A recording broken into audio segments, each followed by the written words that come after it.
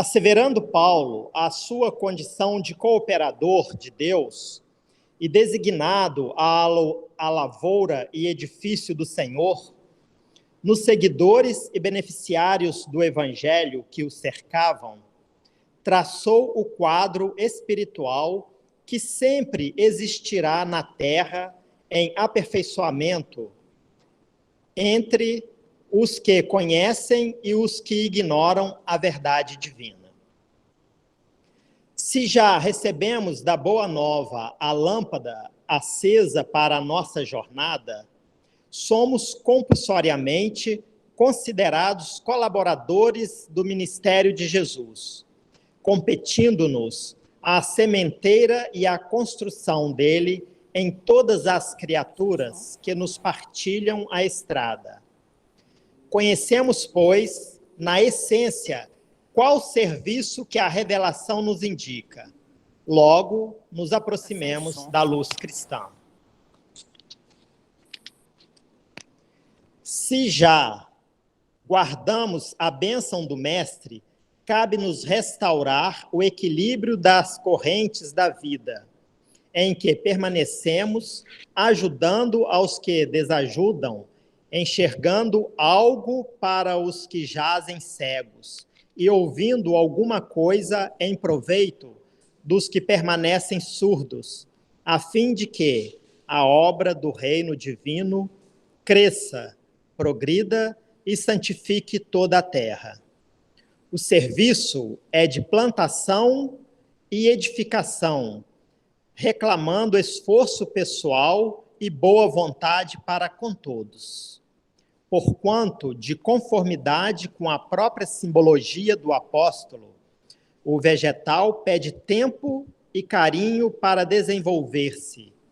A casa sólida não se ergue em um só dia. Em toda parte, porém, vemos pedreiros que clamam contra o peso do tijolo e da areia, e cultivadores que detestam as exigências de adubo e proteção à planta frágil. Ensinamentos do Evangelho, contudo, não deixa margem a qualquer dúvida. Se já conheces os benefícios de Jesus, és colaborador dele, na vinha do mundo e na edificação do espírito humano para a eternidade. Avança na tarefa que te foi confiada e não temas. Se a fé representa a vossa coroa de luz, o trabalho em favor de todos é a nossa bênção de cada dia. Emmanuel. Então, vou convidar a todos vocês que a gente possamos fechar os nossos olhos, sintonizarmos com Jesus, com Deus, com esses companheiros trabalhadores da seara do bem, esses espíritos protetores, coordenadores desse trabalho, com os nossos espíritos, nossos anjos da guarda, que estão sempre ao nosso lado, nos auxiliando, nos intuindo, que possamos nesse momento estar com os nossos corações, a nossa mente aberta, para compreender melhor o Evangelho de Deus, de Jesus. E pedimos, Jesus, Mestre amado, mais uma vez estamos aqui diante de Ti, rogando a Tua bênção protetora a cada um de nós aqui presente, lembrando também de todos aqueles que aqui não puderam comparecer, que a Tua bênção chegue a cada um desses que está em nossos pensamentos. Pedimos, Mestre amado, que nos ampare e nos proteja nesse momento, mas também queremos agradecer a oportunidade de estarmos aqui, diante de Ti, diante de uma religião, diante de uns ensinamentos cristãos. Sê conosco agora e sempre, Mestre amado, nos amparando, nos protegendo, rogando a Tua bênção em especial à nossa companheira Sandra, que possa, como sempre, ser bem intuída. Muito obrigado por tudo, que assim seja. Então, pessoal, a gente vai passar agora a palavra para a Sandra, que vai nos conduzir aí à reflexão.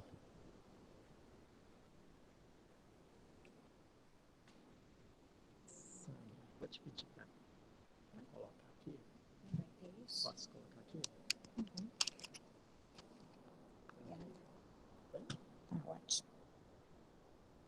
Boa noite, meus irmãos. Boa noite aos de casa. Ficou pedido que aos de casa que aqui em cima é melhor para que eles nos percebam, né, durante a fala.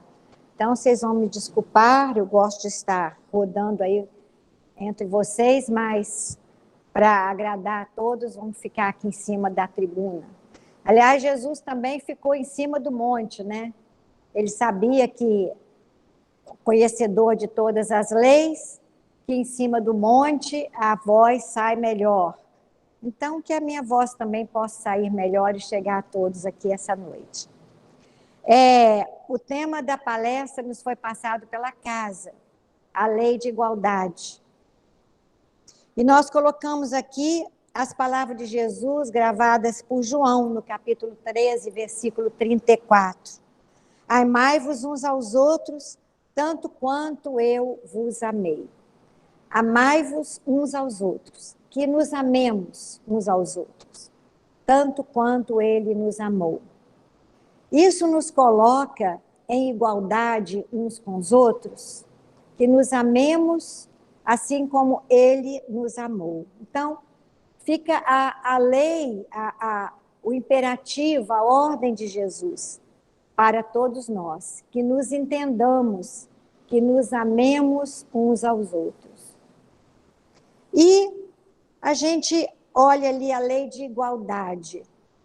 Será que nós todos somos iguais realmente? Será que aquela criatura que esfaqueia, que mata, que assassina, que rouba, que trai, será que aquela criatura é igual a nós mesmos?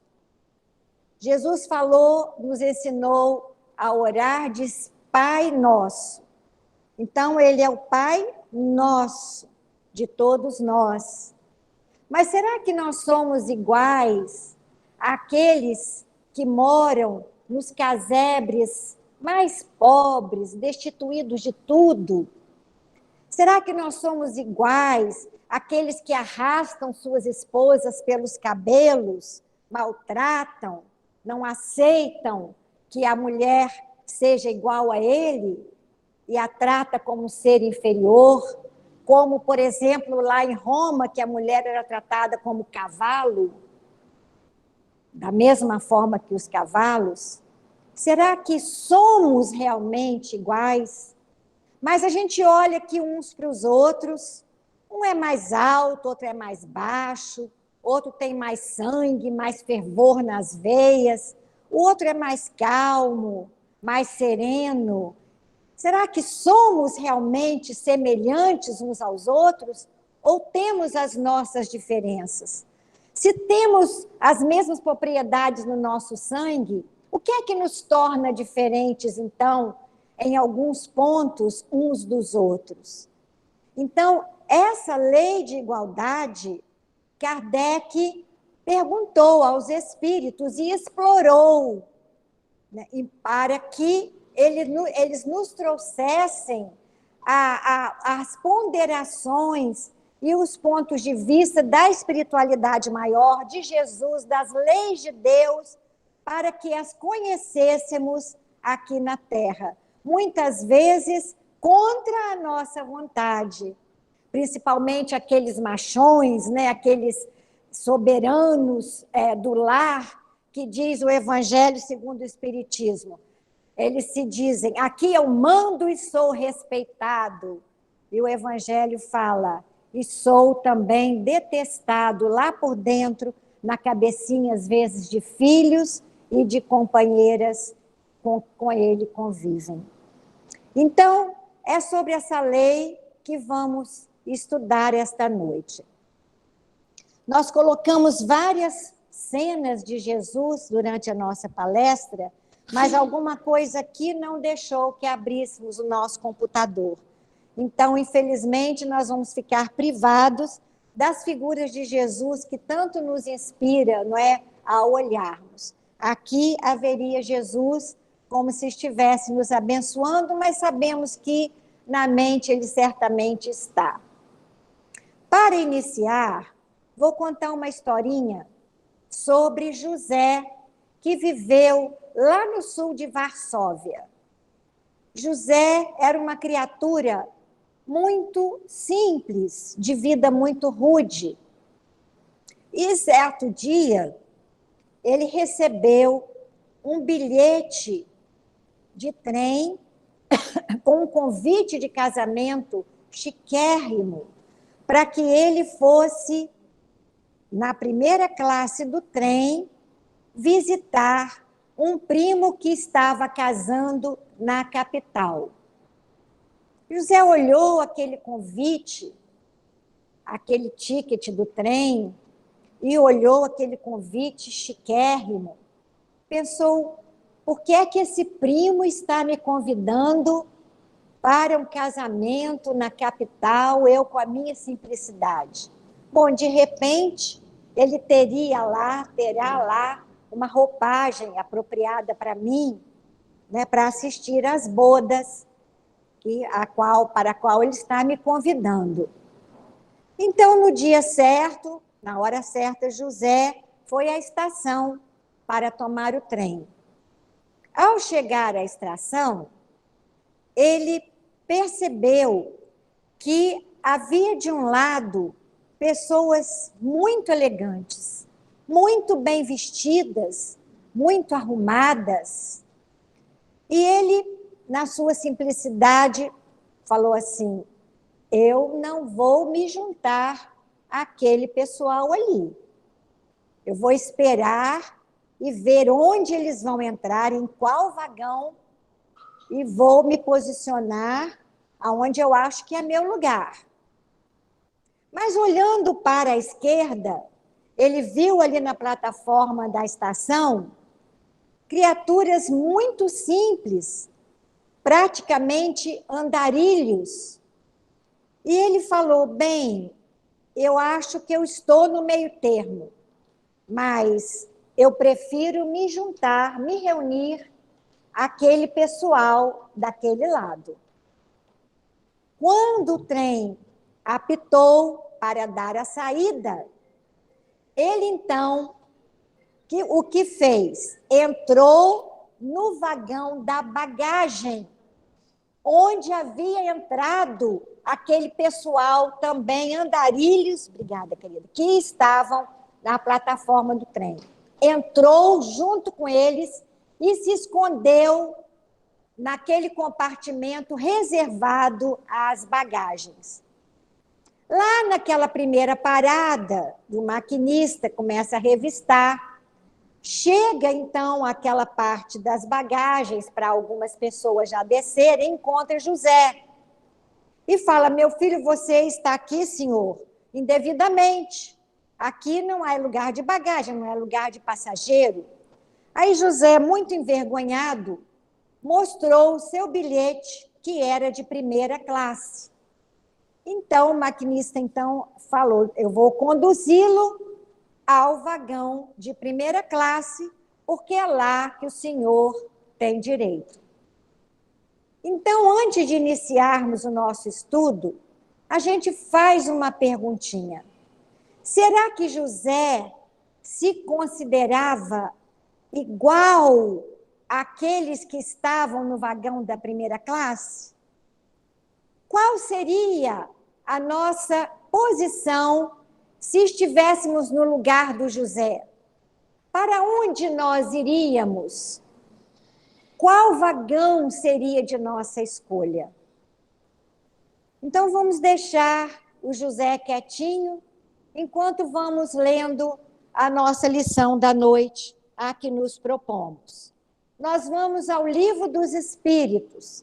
Para aqueles que estão aqui a primeira vez, são perguntas que Kardec fez aos espíritos de várias ordens, em várias partes do mundo, recebeu as respostas e juntou-as em um livro denominado Livro dos Espíritos, no qual nós encontramos todas as respostas cabíveis dentro de nossa cabeça.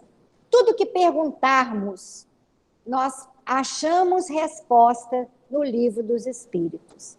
E Kardec não se cansou de perguntar e de explorar os assuntos com minúcias. E um deles está na pergunta 803. Ele pergunta assim: são iguais todos os homens? E os espíritos, então, onde está em negrito é a pergunta de Kardec. Então, as respostas vieram. Sim, todos tendem para o mesmo fim. E Deus fez suas leis para todos. Então, todos nascemos para o mesmo fim. Qual é? Progredirmos.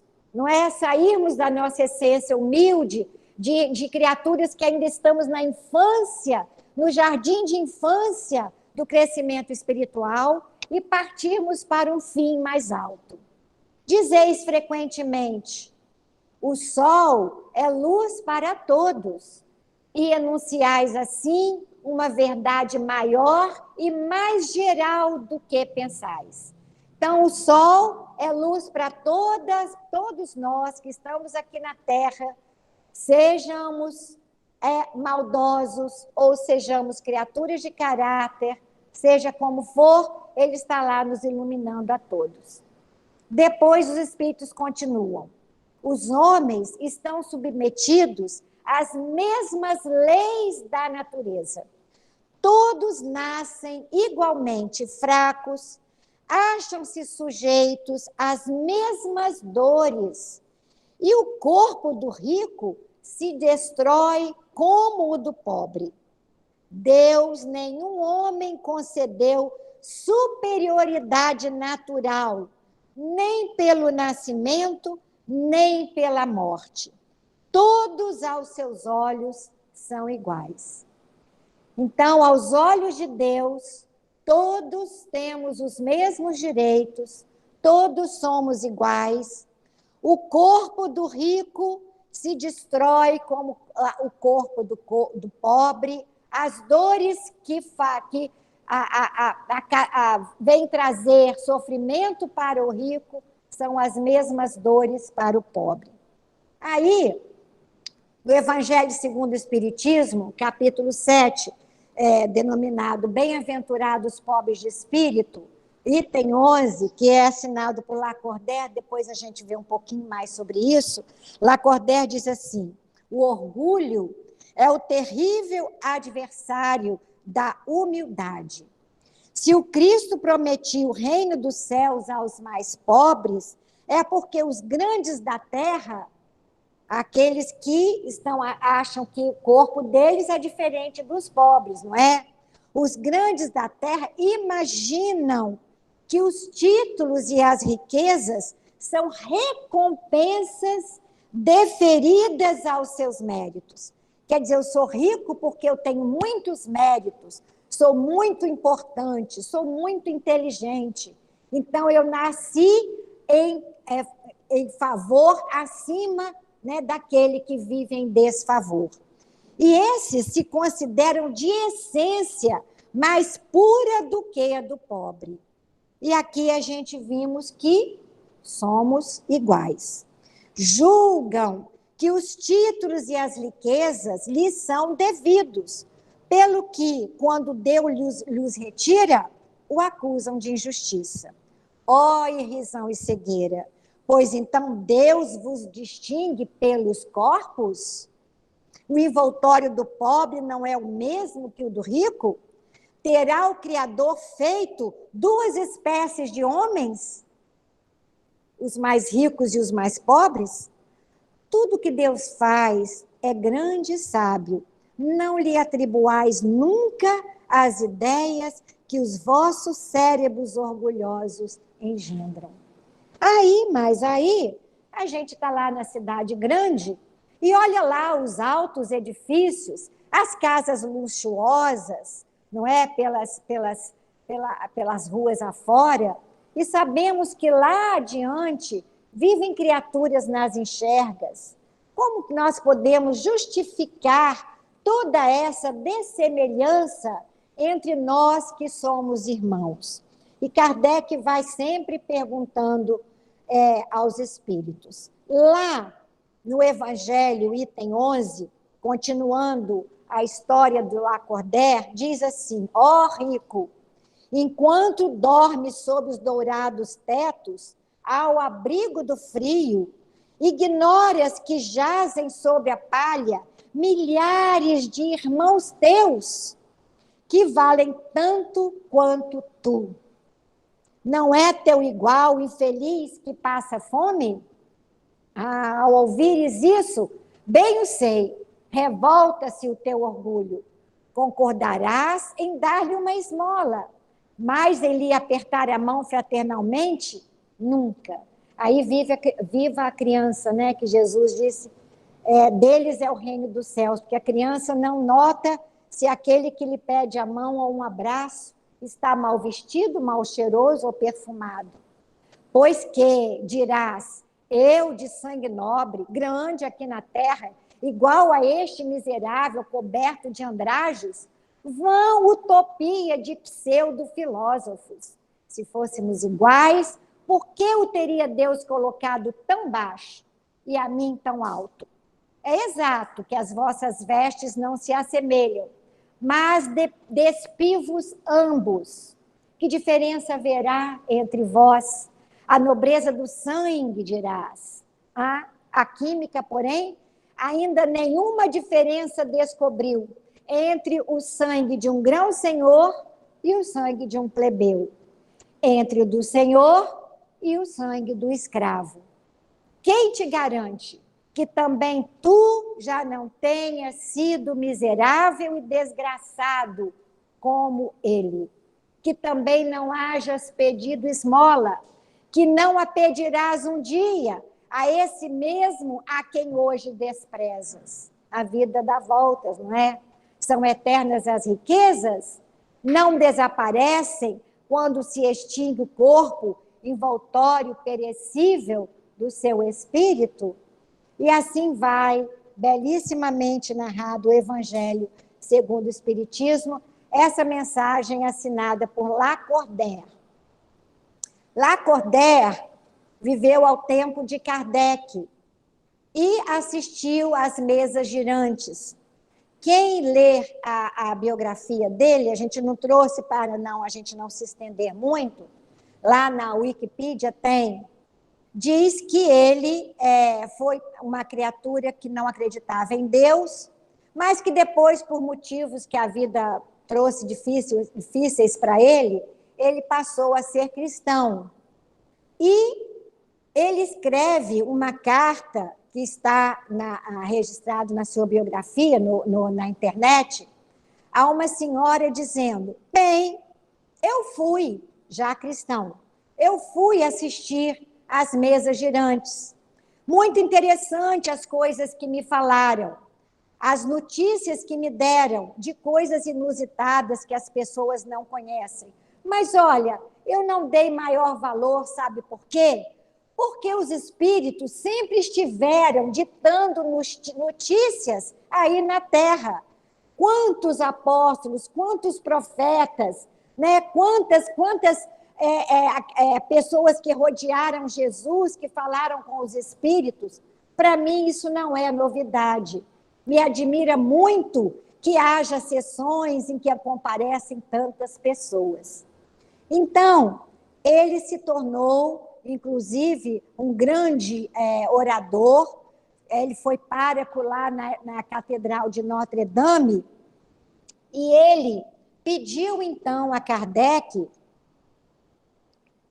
que colocasse, ele foi discípulo de Lamennais, que também tem, Lamennais também tem mensagem no Evangelho segundo o Espiritismo, e ele pediu a Kardec, então, colocasse essa mensagem sobre o orgulho e a humildade do Evangelho, que publicasse essa mensagem. Então, Kardec tomou-a e colocou no Evangelho segundo o Espiritismo. Capítulo 7, item 11. Quem puder ler com mais cuidado. Então, continuando aí. Se somos iguais perante a vida, se somos todos iguais uns aos outros, temos o direito à vida, todos nós, temos direito à liberdade e à posse da felicidade. Todos nós. Inclusive, interessante, essas 3 coisas estão escritas na Declaração de Independência dos Estados Unidos. Todos os homens são criados iguais e são dotados de direitos inalienáveis, tais como vida, liberdade e posse da felicidade. Esse é o preâmbulo da Declaração de Independência dos Estados Unidos. Então, por que todos nós temos direito à vida e somos iguais perante a vida, como lemos aqui em Kardec? Porque nascer, morrer, viver, renascer ainda e progredir sempre, tal é a lei. Então, essa é a lei para todos nós. O direito à vida é direito de todos nós e ninguém tem o direito de tomá-la, nem uns dos outros, nem nós a nós mesmos. É um direito que Deus nos concedeu. Tudo é vida, nada desaparece. Pode se transformar, renascer, mas tudo é vida extuante. Então, todos temos direito à vida. Todos, da mesma forma, chegamos aqui na Terra, da mesma forma, deixaremos a nossa matéria grosseira. E a bactéria que infecta um rei é a mesma bactéria que pode infectar o plebeu, e o antibiótico que cura um tem tanto poder quanto para curar o outro, será útil a ambos, né? A felicidade, nos diz Emmanuel, de tal forma nós somos semelhantes que, ao percebermos que alguém está chorando, sabemos que algo o infelicita. Por quê? Porque quando nós estamos infelizes, nós também derramamos as nossas lágrimas. Somos iguais. Nossa lágrima é salgadinha, iguais às dos outros, não é assim? Nosso estado natural é a alegria e não a tristeza. O sorriso no olhar de alguém nos chama tanto a atenção quanto uma lágrima nos olhos de outro alguém. Então, somos iguais, somos semelhantes. E temos a liberdade porque todos nós temos a posse do livre-arbítrio. Nós escolhemos o que nós queremos para nós. Muitas vezes a escolha é infeliz. Muitas vezes nós vamos deplorar as nossas escolhas, mas nós tivemos a liberdade de fazê-las e crescer com elas, porque com os nossos erros e acertos nós vamos crescendo. Nós somos de uma escola, né, professores, e na escola a gente percebe que crianças têm medo de errar. Crianças têm medo, vergonha dos coleguinhas, medo de errar. Então, a gente incentiva o erro. Vamos lá, você tenta, fala para mim o que você pensa. Qual seria essa resposta? E você aí, o que você acha? Ele está certo ou está errado? Vamos lá. Olha, eu tenho uma opinião, vou expressar. Vamos ver quem concorda comigo, quem não concorda. Então, o erro é uma grande oportunidade de aprendizagem. Nós não podemos nos deixarmos abater, porque o erro nos ensina. Para isso, estamos na Terra, para termos as nossas experiências. Então, na pergunta 804, por que não outorgou Deus as mesmas aptidões a todos os homens? Uns nascem com muita facilidade, né, para a tecnologia, para aprender as ciências, outros com mais dificuldade. Por que Deus não ofereceu isso tudo igualmente para todos nós? Então vem a resposta. Deus criou iguais todos os espíritos. Todos fomos criados simples e ignorantes, mas cada um de nós vive há mais ou menos tempo e, conseguintemente, tem feito maior ou menor soma de aquisições. Aquele que está há mais tempo na carne, mais tempo nas encarnações, esse já tem mais aquisições daquele que ainda está menos tempo na roda, né, no círculo das experiências carnais. Então, aqueles que mais viveram, não quer dizer na idade, numa encarnação, não.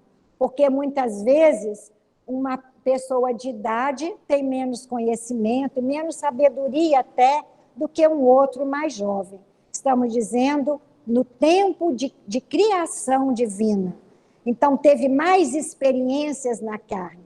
Nós somos viajores do tempo, não somos, meus irmãos? Viajores do tempo. Estivemos lá na China, estivemos na Grécia, estivemos em Roma, matamos, roubamos para comer, morremos em enchente, morremos em terremotos, tivemos experiências na carne.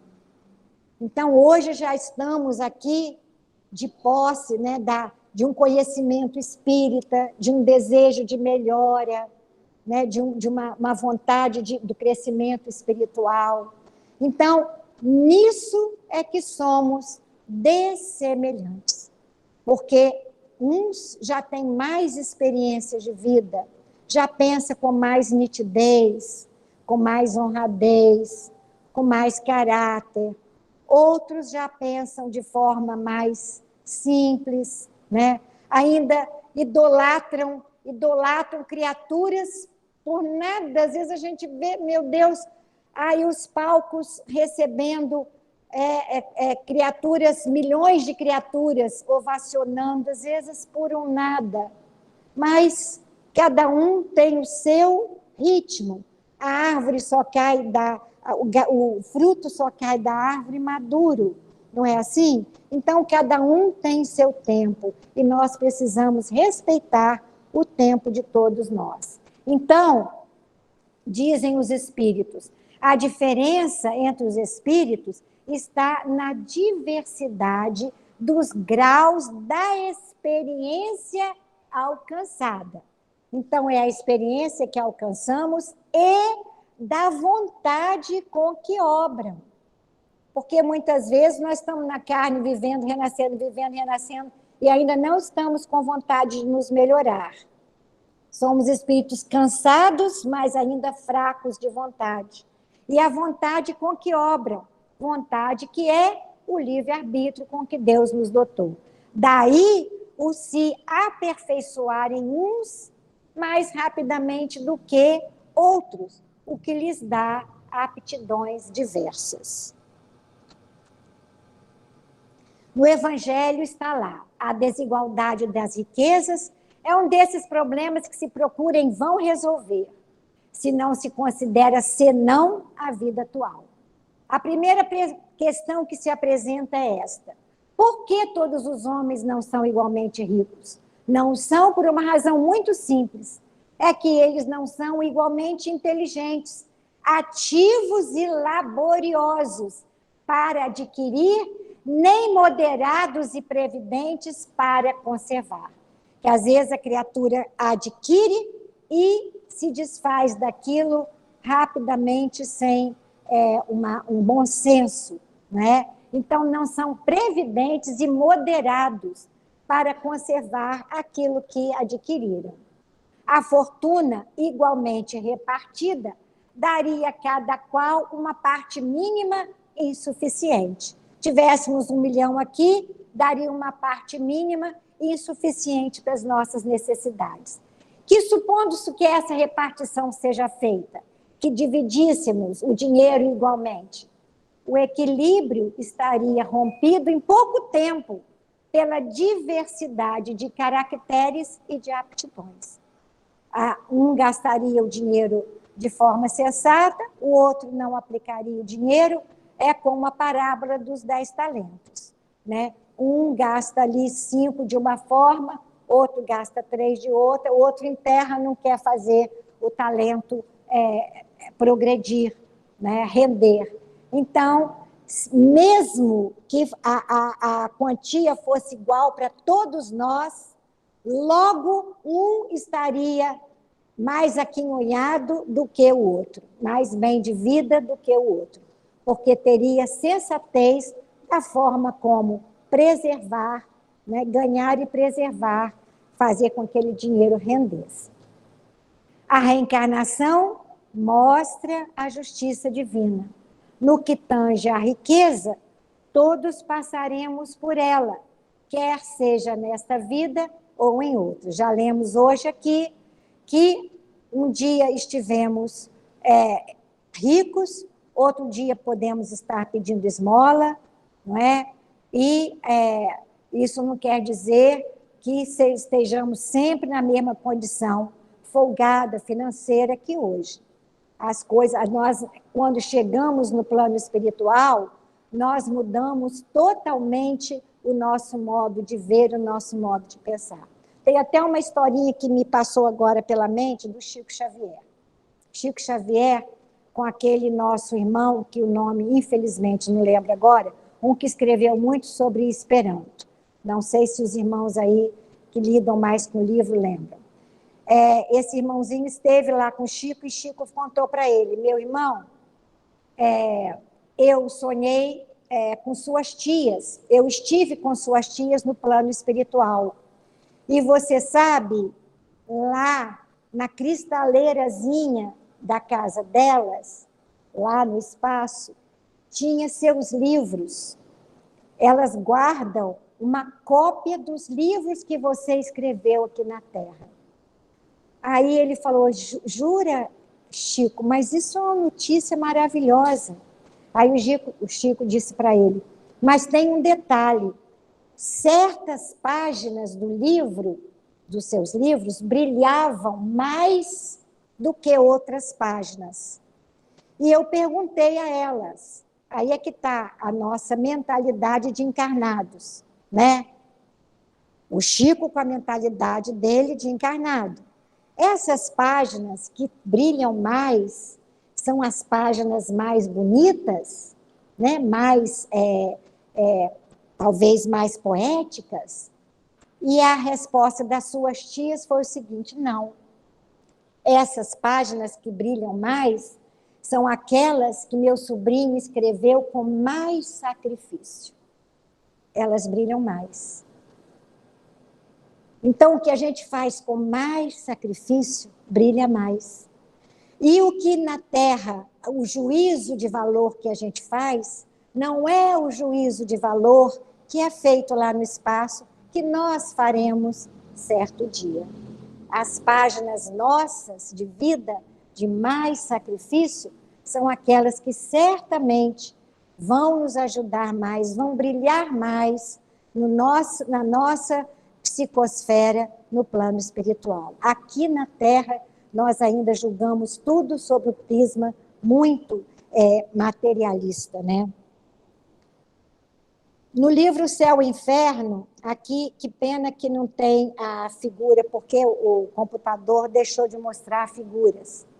Ali havia, se não me engano, aquela mulher colocando esmola no gasofilácio, Jesus falando que aquela esmola valia muito porque ela estava doando até daquilo que lhe faltava, né? Então, essa no livro Céu e Inferno, da Condessa Paula, ela não se identifica totalmente. E ela diz assim: como vossas maiores alegrias são tristes e insípidas, perto da inefável sensação de felicidade que penetra incessantemente todo o nosso ser, como eflúvio benfazejo, sem nenhuma inquietação, nenhuma apreensão, nenhum sofrimento. Aqui, tudo respira amor, confiança, sinceridade. Quer dizer, lá nos sentiremos realmente muito irmãos, não é?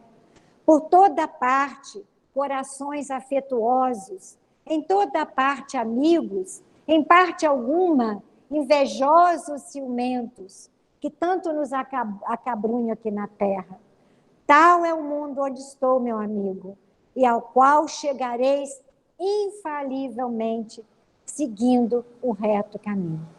Então, mais cedo ou mais tarde, com as nossas experiências, infalivelmente, chegaremos em mundos assim, onde nos sentiremos verdadeiramente muito irmãos. Então, na 804, necessária é a variedade de aptidões, cada um sabendo alguma coisa de acordo com aquilo que já cultivou no passado, e vamos aprendendo uns com os outros, a fim de que cada um possa concorrer para a execução dos desígnios da providência. Hoje, na leitura preparatória, Paulo falava que cada um constrói, vai ajudando a Deus construir atual, né, no qual nós respiramos. O que um não faz, fala o outro. Assim é que cada qual tem seu papel útil a desempenhar. E aí vem uma historinha do Chico. Chico havia atendido mais de 80 casos, está em Lindos Casos de Chico Xavier. Cada um mais doloroso que o outro. Olha bem, 80 atendimentos, cada um mais triste que o outro, exigindo do Chico muita atenção e carinho. Aí um senhor importuno exauriu. Chico, Chico, Chico, Chico. Aí Chico falou para ele, não me amole mais, tá? Já te respondi tudo que você precisa, tchau. Deu tchau. Ficou inimigo de Chico. Aí lá um belo dia, Chico, né? Emmanuel sempre fala para ele, resolve isso aí. Chico procurou essa pessoa. E esse senhor disse para ele, Chico, você está me procurando porque por você ser humilde ou por você ser sem vergonha? Depois daquilo que você me fez. Aí Chico, muito humilde, né? Porque eu sou sem vergonha mesmo. Aí ele falou, então eu aceito o seu gesto de amizade, porque vejo que você é mesmo sincero. Sem vergonha mesmo. Porque humilde você não é, não. Então, quer dizer, não conhecia nada do Chico, né? E nem o momento em que Chico se encontrava para já estar exaurido, ouvindo aqueles momentos que ele foi tão importuno, né? Então, nossas diferenças são um reflexo de nossas características de individualidade. Quanto mais crescemos, mais nos diferenciamos. Quanto mais estudamos, nos moralizamos, mais nós vamos nos diferenciando da camada assim, comum, né, das criaturas. O que nos atraía antes, aqueles palcos, aquelas coisas que a gente acha estranho, né, nem sempre nos atrai hoje. Nossas semelhanças partem de nossa realidade essencial. Apesar de únicos, nós somos iguais. Somos iguais uns aos outros. Cada um único, mas igual um ao outro e também dessemelhante, como entendemos hoje.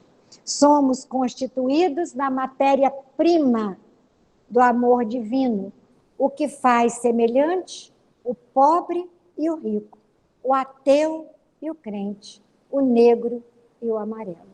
A matéria-prima do amor divino, a nossa matéria é a mesma. Então, Deus outorgou a ambos a inteligência do bem e do mal. Ali no Livro dos Espíritos, na Lei de Igualdade, fala sobre a mulher. São 6 perguntas que Kardec faz sobre a mulher.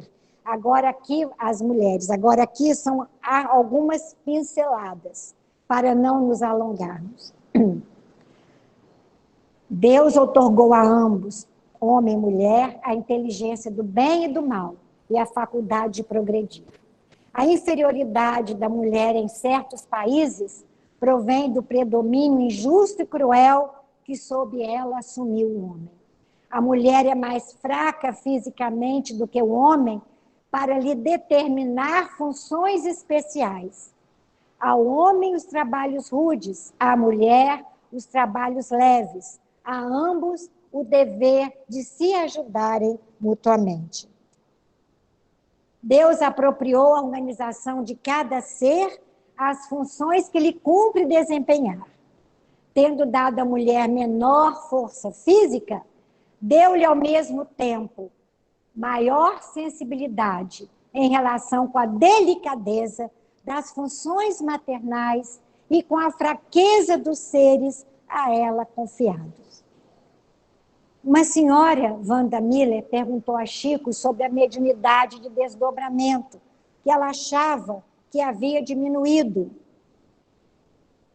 Aí Chico disse para ela o seguinte: você tem de fato esse dom mediúnico, mas a maternidade fê-lo parar por enquanto, porque nela há algo de sagrado, mais importante no momento do que você está na prática mediúnica, no desdobramento.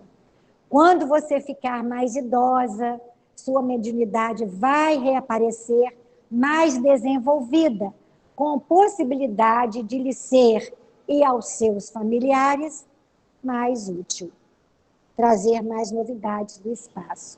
Aí a gente lembra do carinho, né, da Maria de João, da mãe Cedália. A mãe de Chico havia desencarnado, a Maria João de Deus, e a mãe Cedália ficou noiva do pai do Chico, do João Cândido. E ela fez uma exigência para se casar.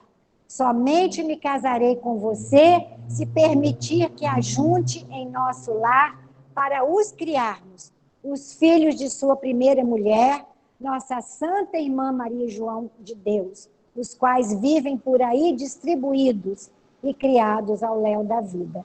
E ali tínhamos uma foto da nossa irmãzinha. Tem o coração da mulher é um coração sensível, não é? Que a faz realmente mais frágil do que o homem. Então, as funções da mulher têm importância mais diferentes, né? Ocupe-se cada um de acordo com a sua aptidão. Os sexos só existem na organização física, visto que os espíritos podem encarnar num sexo ou no outro. Hoje estamos mulher, amanhã podemos estar homem, de acordo com as nossas escolhas das missões que nós queremos desempenhar na próxima reencarnação, devem, portanto, gozar dos mesmos direitos. Então, são 6 perguntas que Kardec faz sobre a mulher no Livro dos Espíritos. Aí a gente volta lá ao José de Varsóvia, né, para a gente meditar. Será que José sabia a sua essência? Será que ele sabia quem ele era realmente? Filho de Deus, matéria-prima da divindade, dotado dos mesmos direitos de vida, liberdade, posse da felicidade. Será que ele se julgava tanto igual ao que estava na primeira classe, quanto ao que estava os andarilhos? E nós, por nosso lado, meus irmãos, será que nós conhecemos a nossa essência? Será que nós conhecemos quem verdadeiramente nós somos? Filhos de Deus, construtores desse edifício que Deus colocou para nós aqui na Terra, desempenhando missão, como diz o Evangelho segundo o Espiritismo, da qual não suspeitamos, nem que seja criando um filho, ou um sobrinho, ou seja quem for, limpando a nossa casa, fazendo a química da comida com carinho, como os Espíritos dizem, nos ensinam. Será que nós precisamos ter complexo de inferioridade? Será que nós nos julgamos pior do que o outro?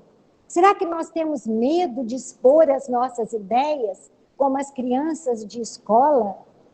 Será que nós não podemos estar firmes, fincados na nossa essência? Nos dizem os Espíritos, nada temais. Não podemos, não devemos ter medo de nada, desde que nossa consciência nos mostre que não há perigo à nossa frente. Mas não temais, não tenhamos medo, não nos julguemos menor, né, nem mais inferiores, nem mais pobres, destituídos de felicidade, seja o que for nessa vida. Nós temos oportunidades iguais. E se hoje não estamos tendo, certamente já temos condição psicológica, moral, inteligência, para termos escolhido lá no plano espiritual. Eu acho que ainda não está bom para mim ter tais e tais facilidades. E se as tenho, preciso ter cuidado com elas, porque eu serei cobrado naquilo que me foi dado, naquilo que eu tenho de herança. Então, fica essa lição para nós. Se eu tenho, qual é a minha vestimenta? A minha vestimenta é a minha essência? A minha essência é algo que eu carrego dentro de mim, não o que está aqui fora. Portanto, eu posso estar rudemente vestido e ter certamente o ticket para a primeira classe. Qual a minha percepção de mim mesmo? Eu realmente me sinto matéria-prima de Deus? Somos iguais perante Deus? O Pai Nosso serve para todos como para mim também? Se sou humilde, se sou negro ou oriental, não me importa. Eu me respeito. Nós nos respeitamos. É isso que Deus também quer de nós. Que Jesus nos abençoe e que nos dê uma semana de muita paz.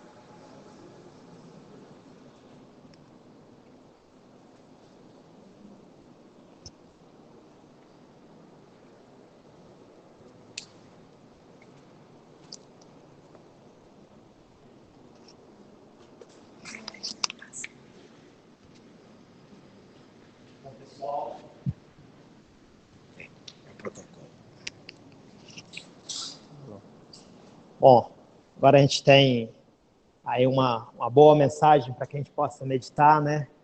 À noite a gente vai, nesse momento, fazer a nossa oração de encerramento, junto com o pessoal que nos acompanha lá em casa.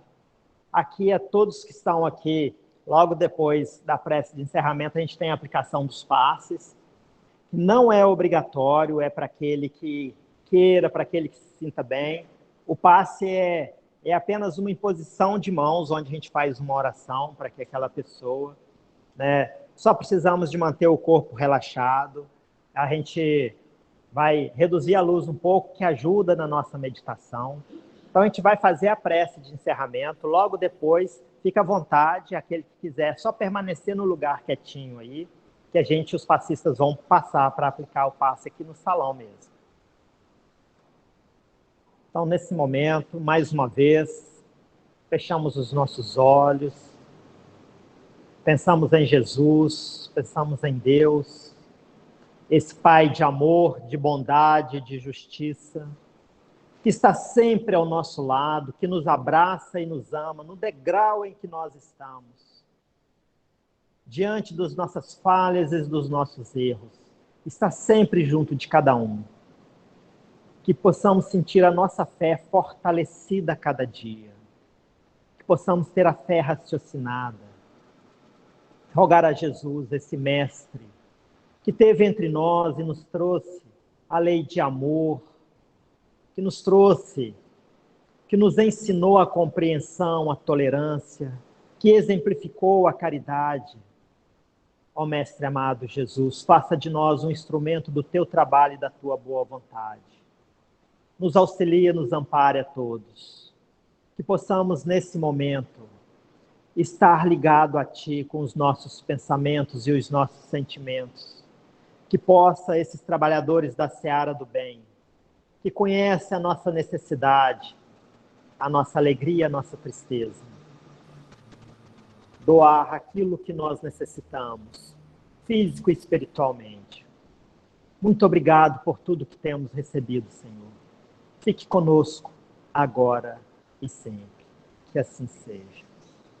Agora a gente vai passar para a aplicação dos passos. Antes, Sandra, quero agradecer muito obrigado mais uma vez pela sua ajuda, né?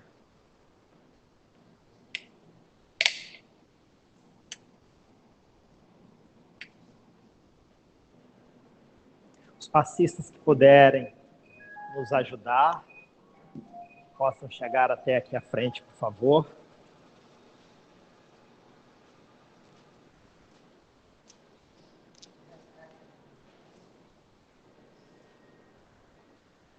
vai conduzir a prece? Nós vamos... Acho que é melhor cada um pegar uma fila. Então, começa aqui, vai até lá, a gente encontra no meio. Você pega aqui.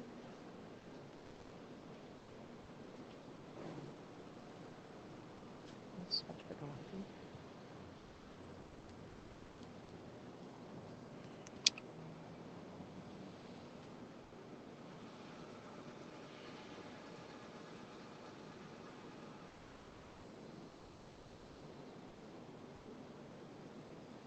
Senhor Jesus, Divino Mestre, nós vamos nos lembrar daquela passagem das pegadas da areia, ao qual, nos momentos mais difíceis, Senhor, o Senhor nos pega no colo e nos leva em seus braços. Como o Senhor mesmo nos disse, Pai, onde estiverem dois ou mais reunidos, o Senhor está aí presente. O Senhor está aí entre nós. E com essa certeza, Senhor, através desses amigos espirituais, dessa casa de Jesus, que nós pedimos ao Senhor, Pai, que nós possamos refletir, Senhor, na palestra que a nossa irmã deu essa noite, que nós possamos refletir, Senhor, nessas palavras que com certeza vão nos fazer sair daqui melhores do que chegamos. O Senhor sabe, Senhor, das nossas incertezas, Senhor, das nossas dúvidas, daquela preocupação lá no fundinho do coração, daquela ansiedade, daquele medo do amanhã, Senhor. O Senhor sabe, Pai. O Senhor sabe, Senhor, que muitas vezes o nosso barco balança, Senhor. O nosso barco balança e nós nos sentimos abandonados, nós nos sentimos à deriva. É nesse momento, Senhor, que o Senhor nos encoraja a cada um de nós, com fé, com força, com confiança, sabendo que não cai uma folha de uma árvore sem a tua vontade, Senhor. Nesse momento, o Senhor nos pega nos braços, Pai, e mostra a sua presença. Estou aqui, meu irmão. Estou aqui, meu filho.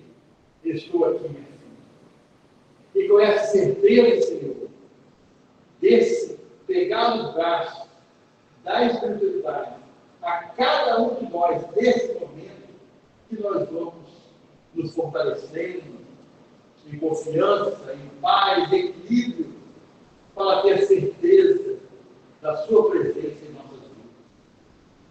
Cada obstáculo que a vida nos proporciona superar é a certeza, Senhor, de uma experiência, de uma evolução necessária para cada um de nós.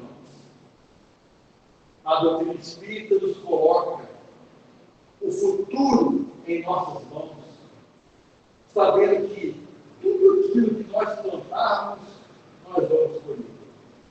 Que nós possamos, Senhor, plantar flores no jardim da vida, plantar, Senhor, sementes de amor, paz e otimismo em todos os ambientes do nosso dia a dia. Que nós possamos, Senhor, sermos o semeador da terra, aquele sal que dá gosto ao alimento do nosso dia a dia, buscando com palavras, Senhor, com sorriso, com o nosso silêncio, buscando, Senhor, contribuir para a sua serra. Que nós tenhamos a certeza que estamos aqui recebendo tudo o que nós precisamos e que nós possamos levar esses fluidos de amor, de paz, de harmonia em nosso ambiente de trabalho, Senhor, em nossa família, meu Pai, em nossa sociedade. Que nós possamos levar essa paz que estamos aqui, neste momento, recebendo, daí oportunidade em todos os momentos do nosso dia a dia. Muita paz, Jesus, muita paz. Que nós procuremos, através da prece, da leitura edificante e de bons pensamentos, continuar durante a semana com essa vibração. Da casa, estou muito feliz de receber cada um de vocês aqui. Estamos aqui à disposição. Muita paz. Uma boa noite para todos, uma boa semana.